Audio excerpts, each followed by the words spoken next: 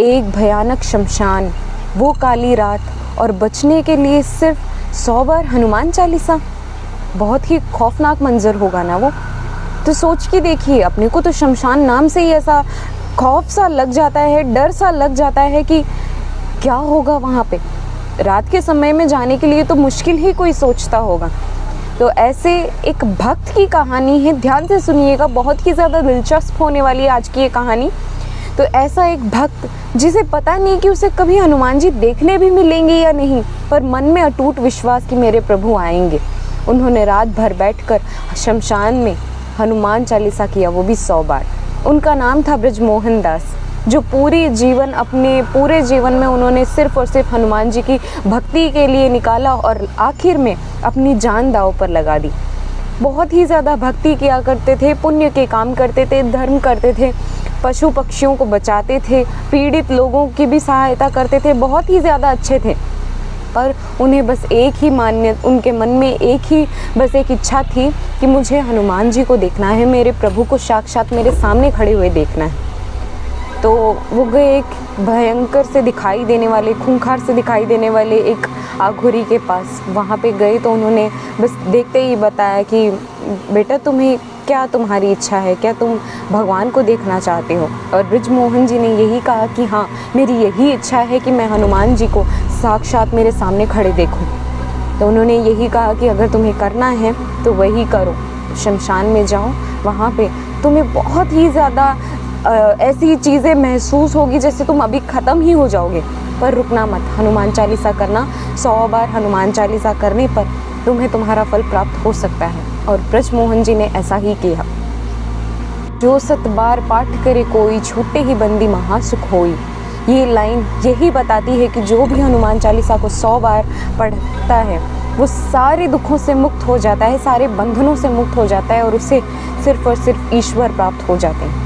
तो ध्यान से सुनिए, ब्रजमोहन जी ने यही किया। रात को वो बैठ के वहाँ काली सी रात में, और वहाँ अकेले थे वो शमशान में, मुर्दों के बीच में, हनुमान चालीसा पढ़ना उन्होंने शुरू कर दिया है। तीसरा पाठ जब चल रहा था तब उन्हें अपने कानों में फुसफुसाहट की आवाज़ सुनाई देने लग गई थी। ऐसा महसूस हो रहा था कि कोई उनके आजू बाजू खड़ा है, और बस ऐसा महसूस हो रहा था उनको कि भाई मैं यहाँ से उठ के चले जाओ तुम। इतनी ज़्यादा ऐसे मुश्किल सी परेशानी उन्हें महसूस हो रही थी। जब भी पढ़ते रहे, उन्होंने सब कुछ ऐसे ही झेला और पूरा फोकस जो था उनका, पूरा ध्यान सिर्फ और सिर्फ हनुमान चालीसा पे।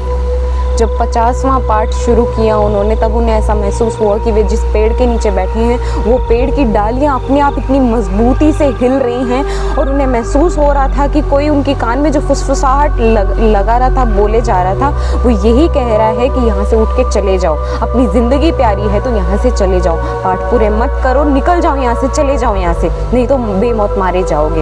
ये आवाज़ें उनको अपनी कानों में सुनाई दे रही थी। तो भी उन्होंने अपना अटूट विश्वास रखा। उन्होंने हनुमान चालीसा करे।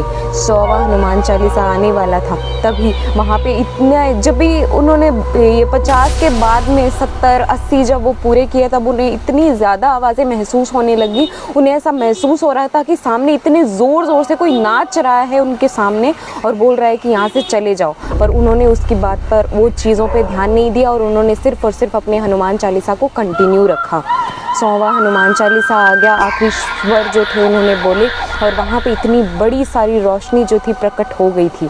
उन्होंने अपनी आंखें खोली, ब्रजमोहन जी जो बैठे पाठ कर रहे थे, उन्होंने अपनी आंखें खोली और उन्हें नज़र आया कि इतनी ज़्यादा चमकदार रोशनी आ रही थी कि उनकी आंखें भी नहीं खुल पा रही थी। उन्हें ये समझ आ गया था कि मेरे प्रभु आ गए हैं, हनुमान जी मेरे सामने आ गए हैं और उन्हें साक्षात दर्शन दे रहे हैं। तो वो देखने के बाद उन्होंने एकदम ही ऐसा हो गया कि भाई मेरी लाइफ जो है सब मैंने एकदम सही जगह पे अपनी की है, मेरी पूरी ज़िंदगी मैंने इनकी भक्ति करी और मुझे उसका फल भी मिल गया। हे प्रभु, बस आपका आशीर्वाद मुझ पर बना रहे। उन्होंने ये आशीर्वाद मांगा, और हनुमान जी के वहाँ पे आते ही वो जो सारी शक्तियाँ थी वो जलकर राख हो गई। वहाँ पे कोई शक्ति नहीं बची। हनुमान जी ने प्यार से ब्रजमोहन जी के सर पर हाथ रखा और आशीर्वाद दिया। और आज भी ब्रजमोहन जी जो है वो बहुत ही बड़े पुजारी हैं किसी मंदिर में, हनुमान जी के मंदिर में। तो इस कहानी से अपने को ये पता चलता है कि जब भी हम भक्ति करते हैं वो तो निस्वार्थ मन से हमें भक्ति करनी चाहिए। कभी ये नहीं सोचना चाहिए कि मैंने ये अच्छा काम कर दिया तो मुझे बदले में अच्छा फल मिले, अभी के अभी मिले।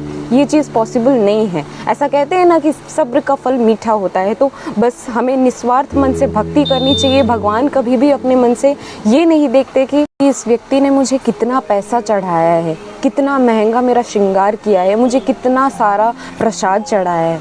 भगवान सिर्फ यही देखते हैं कि सच्चे मन से कौन भक्ति करता है, सच्चे मन से प्रभु को कौन याद करता है। वैसे भी ये कलयुग है, सच्चे मन से भगवान को याद करने पर वो हर मुश्किल काटने आ ही जाते हैं। इसीलिए निस्वार्थ मन से, सच्चे भाव से भगवान जी को याद करोगे तो वो ज़रूर आएंगे।